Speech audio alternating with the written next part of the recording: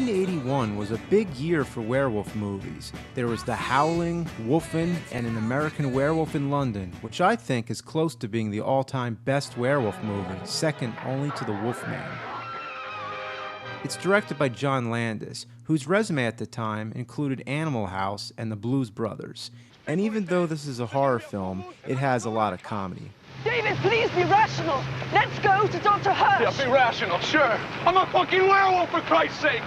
The plot concerns a young man named David who's on a hiking trip with his friend Jack when they're attacked by a werewolf. Jack is killed, but David survives. He's taken to a hospital in London where he has a series of nightmares.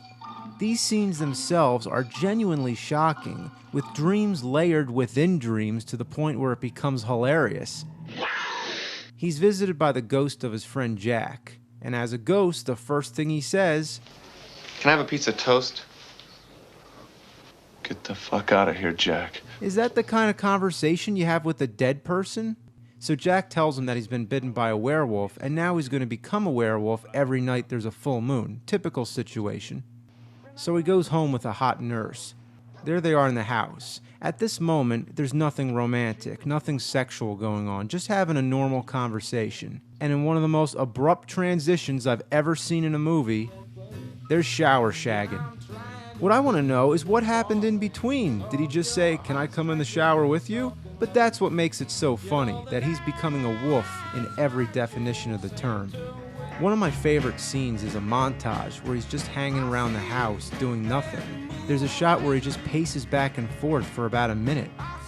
All the music is upbeat, which clashes hilariously with the horror aspect, and the songs were chosen just because they all have the word moon: Blue Moon, Moon Dance, and Bad Moon Rising.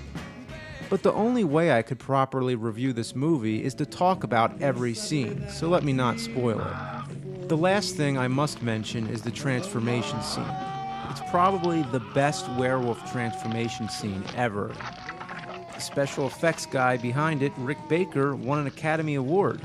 An Academy Award for a horror film? You don't hear that too often. In the late 90s, there was sort of a sequel called American Werewolf in Paris, but it has very little relation to the original film.